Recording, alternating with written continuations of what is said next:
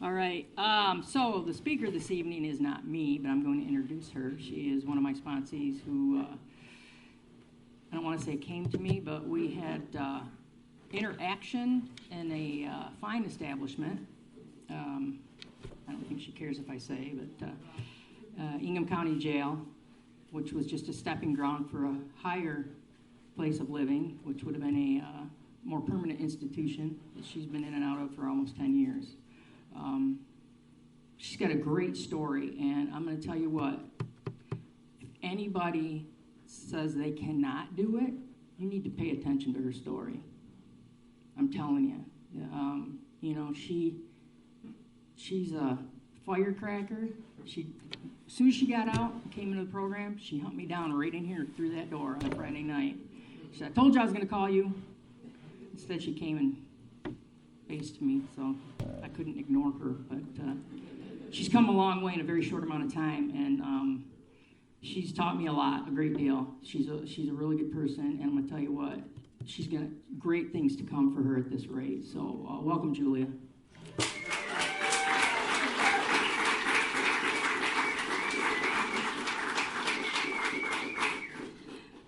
Hello, family. My name is Julia, and I'm an addict. Where do you begin? From the very start. First, I want to say the story is deep. I'm very truthful. It's the only way for me to work my program. So if I offend anyone in the process of the story, I deeply apologize ahead of time. If I help one person in this room or someone that you share my story with when you leave this room, I'll be forever grateful. And this is how it goes. I'm going to let you know how it started, what happened, and where I am today. My name is Julia Berger, and I'm an addict. I would like to share my story in hopes to help other people. First, let me start by saying the most important thing to know is to know where you come from, what you have been through. But even more important, it is to know that it doesn't have to define who you are. When I was 5 years old, I was raped by my male babysitter. And when I told, I was called a liar. And due to this, it caused me to bottle up everything inside. I was physically, emotionally, and verbally abused by my mother my whole life. I fell off a cliff when I was 2 years old, or 23, I fell off a cliff at 10 years old, 23 foot, crushed the left side of my face. I stayed in the hospital for 11 months, only seeing my mother once a month. 4 days after I was released from the hospital, my mother wished me dead. She told me I had been nothing but a burden since I had fell, and she wished I would have died. This only added to the even more of hatred that I already had for my mother. So I became very rebellious as a young kid and did everything in my power to be independent and not need her. I started cooking meth when I was 11 years old. This helped fill the voids of being unloved, unwanted, and unneeded as a child. You see, I was never a priority to anyone. Until I had what all the adults needed, and that was the dope. This was for sure the start of my addiction. Making and selling meth validated me as an important person, which in turn caused this to become a lifestyle. Then I became very curious around the age of 14 to want to know what all the hype was about, so I started using. And I figured out it numbed all the feelings and emotions, and that it helped me to not think about what I was going through. Then over time, making and using meth became an everyday lifestyle, as I said before. I enjoyed how it made me feel. It empowered me. It helped me to lose weight, and I could stay up for days getting things done. To be honest, during this time, no one could ever tell me anything. I truly thought I had everything under control because I was what they called a functioning addict. By the time I was 13, I was married off by my mother. I was divorced and emancipated at the age of 14. By the time I was 15, I had my oldest daughter. I then remarried, trying to do the right thing for my daughter. However, he took off to Mexico and never came back, which forced me to get another annulment. Now, being 15 with an infant was a true struggle. I continued to cook and use meth, trying to support myself and my new baby. Due to this, my mother filed for emergency custody. for my daughter. Because I was bouncing around, living with friends, needless to say, this stirred up more negative feelings towards my mother. Because I couldn't understand how she could abuse me in every way possible my whole life, but yet want my baby. I didn't want help from her, nor did I trust her because of what she had put me through. However, she was granted custody, and that only pushed me deeper into my addiction and criminal behavior. Because I felt like it shouldn't matter what I do because I wasn't hurting anyone but myself. And I was 17. When I was 17, I ended up pregnant with my youngest daughter. After having her, I found out I had cancer and was given 3 months to live and put on hospice. I did my best to fight, but I was worried about where my youngest would go if something were to happen to me, because I didn't want my mom to have her. So I gave custody to my aunt, and I eventually was given an emergency hysterectomy, which thankfully put me in remission. But by the time that happened, I couldn't take my youngest from my aunt because I knew I couldn't give her the lifestyle my aunt could give her. So I did what was best for my child and walked away and allowed my aunt to raise her on her own. I've not seen or talked to her in 23 years. I continued to stay active in my addiction. I eventually met this guy who I started cooking meth with.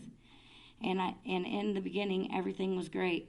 But after I had sex with him, he became very abusive, to the point that he made me marry him at gunpoint. He also chopped my hair off for making the wrong potatoes for dinner. He would lock me in a bedroom when company would come over so they couldn't see what my face looked like. The house was a small ranch-style house, 2-bedroom, with a basement. I always thought my private time was when I was in the bathroom.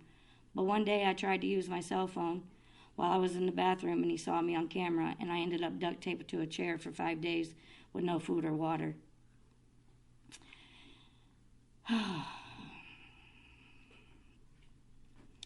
This is when I found out that he had 32 cameras throughout the house. This abuse went on for 2 years till I finally got away. I was taken to the hospital and was admitted into a battered women's shelter 5 counties away. I stayed there almost a year and then ended up going to a motorcycle club and lived there, still continuing to cook dope for everyone, including myself. I eventually met another guy from the club here in Michigan, and I moved here with him. He had 3 kids he and his ex-wife had adopted from Russia. I took on the responsibility of mothering these kids and got sober. I raised them kids as my own for 5 years until Carl gave custody to the state. Remind you, I was married to Carl, but I married him in 2009, but I did not adopt the kids. So when Carl gave up custody, I tried to take the kids, but the state said I had no rights to them because I never adopted them. This caused me to feel as if I had no reason to continue to be sober. So it wasn't but like 2 weeks before I found myself gathering chemicals to cook up another batch. And lo and behold, I was right back down the same road eventually. So we eventually sold our house in Muskegon and moved to Lansing. At the time, we were living in hotels waiting to be approved for our house here in Lansing. While I was running the streets cooking dope and getting high all the while. I never cooked dope at my homestead because it was because I always rented a house with a friend in which we called these days a trap house. This was the place that I always kept secured with very few people around because it was specifically a place of business. The day of September 28th of 2013, I had been gathering chemicals in boxes all day. I showed up at the trap house, and my friend that lived there asked me to get a female to come and chill with him. So I called a girl named Mary and offered her some money and some dope to come hang out with him. About 1:30 in the morning, I was gassing all the dope, and Mary came back to the cook room to tell me they were going to bed. When she grabbed the door to close it, I tried to stop her by saying her name, but however, I didn't get it out quick enough. She vacuum sealed me in the room, causing the dope to catch fire. I then fought 7 fires in this room for about 4.5 minutes before I was finally able to bust down the door. I then cleaned up the whole mess, putting all the trash in my truck. I called 2 other females I knew that would come and paint the room and clean up. I left in my truck, dumping the trash in a few dumpsters along the way, up MLK. I got to the 496 intersection and drove myself to my hotel room. Once I got there, I took off all my clothes and found 4th and 5th degree burns to the bone all over me. I popped all the blisters and drained all the fluid from the blisters.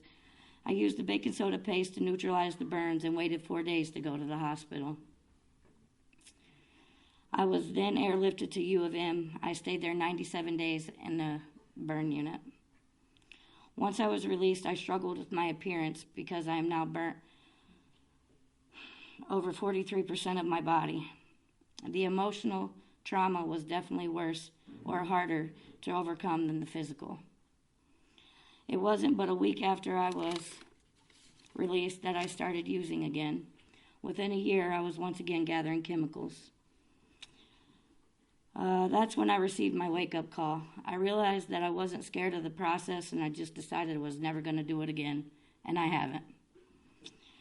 I continued to use on a daily. In 2014, I went to prison for manufacturing.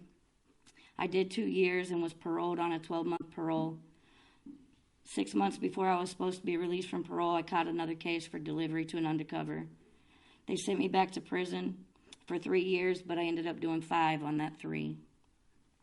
I sat 1 year dead time waiting to be sentenced, did 3, and then another year dead time waiting for classes. But at the last minute, they decided they wanted to put me in classes. I waited. I then paroled out one more time. This time I was really tried to do the right thing.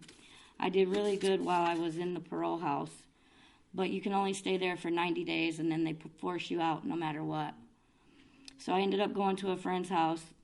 There were 3 other roommates there. They were all using. I still stayed sober for 3.5 months until my dad died. I then relapsed once again, and that happened. I was then balls to the walls, back full blown in my addiction. I started dropping dirty while on parole and I was just made to go out to outpatient treatment every week at CMH, and I did so while I continued to use. I then met this guy. He was fun to be around. But I didn't know what all he was into. So on July 18th of 2021, we got pulled over, and I had some dope on me. I was taken to jail and charged with possession. I got 10 months in the county and was violated on my parole. I ended up sitting in the county for 11 months waiting to be sentenced once again. 8 days after sentencing, I was transported to Women's Huron Valley to deal with my violations. I ended up getting a 12-month flop, and my ERD was in April 30th of 24. When I was released from prison, I was paroled to the mission where I'm residing now. I stay at the Women's City Rescue Mission. I walked right in there, picked up the phone, called Chris. She said she wasn't going to answer the phone. When she answered the phone, she said, "Hello?" I said, "Hello. This is Julia Berger calling you." And she said, "Do what?" And I said, "I told you I was calling you. I was coming for you." Because I did meet her at the county jail, as she said earlier. The whole time I was in the county jail, I remember every other week asking her, "Are you going to be my sponsor? So am I going to see you when I get out?" And she's like, "Well, we'll see what happens." Because people aren't used to people being in jails, prisons, and coming out and really wanting to do the right thing and changing their life. And I understood that, and I said, "Okay, well, I'll find you." And that's exactly what I did. I kept her number sacred. When I left from the jail, they let me take 5 numbers with me, and hers was one of them. That way I had that number no matter what. When I left that prison, I didn't have to track down my belongings from the jail to find out, because I have no family and didn't have nobody to pick them up. So I reached out to Chris. Next day I hit a meeting right here in this building, and I haven't stopped. I would like to say that the only thing I knew was that I was definitely going to do the right thing and show myself that I was worth a new life. I was worth something better than what I had given myself. For so long, I settled for less. I will also say that the one thing from being sober that I have today realized is that the biggest thing I lost throughout my whole addiction was myself. I didn't know who I was when I got sent back to prison this last time, but I'm thankful for the time that I did get sent back for, because it got me started with a deeper foot in my recovery.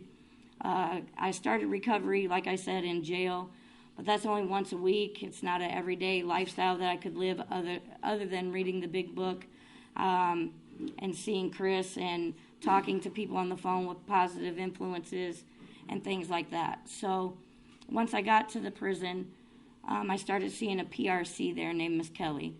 She was an amazing lady. She was actually for the MAT program for the prison. And if anybody doesn't know what that is, it's medicated treatment assistance. I put in to see her, and after seeing her for 2 months, she came to me and found me in my unit and asked me if I could have a meeting with her, and I said, absolutely. I'm thinking, what did I do? What did I do, you know? She's meeting with me on my off week. What did I do? And she gets me in this meeting, and she says, Julia, she said, you've been a fine treat to me, she said, and I just need to know if you would co-facilitate my recovery group. And I immediately my mouth dropped to the floor, my eyes got big. I'm like, are you serious right now? And she's like, yes. Well, my whole goal is to be a PRC here in the community, to give back. And so right then and there, I just was given the biggest, powerful incentive that I could have ever been given to just keep running on that sobriety foot. After that, I co-facilitated the groups up until I left for about 8 months. That was about the time frame. And then I came out, and now I am still seeing a PRC through the parole office, and I also see a PRC through Lifeboat. I also meet with Chris, working the steps. Let's see, what else? I also called and made an appointment to become a mentor for the parole office. They asked me if I would be willing to be their first mentor there. So I am in the process of that as well. I would like to say that until I got out of prison and got to the mission, I'm still acclimating, but I was completely in shock. Due to the fact that being gone for 10 years and being in a facility like that, you get institutionalized for real, and you got to work through those institutionalizations, and you got to do it one by one. Some are easy to let go of. I don't carry my toilet paper around everywhere, but some are not as easy to let go of. I work real hard on instant gratification. It's not the easiest thing for me to let go of, but I try my hardest to work on that because it's only caused me to be selfish in my addiction, and I don't want to be selfish. I want to be selfish with my recovery, but I don't want to be selfish in recovery, if that makes sense. I work full time. If there's anybody that says they can't get a job, that's not true. I'm a 5-time felon, drug conviction, and I've had 31 job applications, I think 17 interviews, and I got probably 8 of the 17 jobs and finally chose the one I wanted. I've only been out since December 27th. I'm still working, like I say, every day on myself, on my recovery. I go to meetings 4 times a week. That isn't enough for me, but my job is very, high priority. Living in a shelter is not easy. It's, some ways still like living in prison. And then in some ways it's so full of drama and drug use and relapse and addiction that it can be triggering at times. I'm thankful that I I've got 2.5 years under my belt. I'm thankful that I got the people to lean on and this supportive family in the AA group. I will say that for those that are wondering, I did go to NA since I've been out, but I just don't find the amount of sobriety in NA. And I also have a problem with when I go to NA meetings, they are 15 people there and 8 of them are in crisis mode, and it wants me to be in crisis mode. So I just am more at home here at AA. Let's see, my kids are doing great. I have one in my life. Like I said, the other one I haven't talked to in 23 years. But my oldest is in my life. I talk to her every day on the phone when I'm not working. And that relationship couldn't be no better since I got sober, since I'm doing what I said I was going to do, since I'm showing the actions to the words that I've been telling her all this time on the phone. You know, calling from jail and prison and saying, you know, I'm done. They've heard that 1,000,001 times, you know. And, you know, I have a lot of guilt for that. But I know that forgiveness has been forgiven. So I just try and move on with my daily life every day to know that it's all within me first. And if I'm not a good me, then or a healthy me, I can't have good or healthy around me. So I try and make sure that I'm the best me every day. Since I've been out, I got baptized at Trinity Church and gave my life to Christ. That's something that I'd never tried before as well, AA and God. I'd never tried those things before. And I'm just ready for change. So I just said, well, I'm going to do what I haven't done instead of doing what I've been doing. And so, and these things are working for me. And I hope that telling my story helps someone. There's a lot to it, but there's a lot to come. And I'm waiting on what's to come. And with that, that's what I have for you.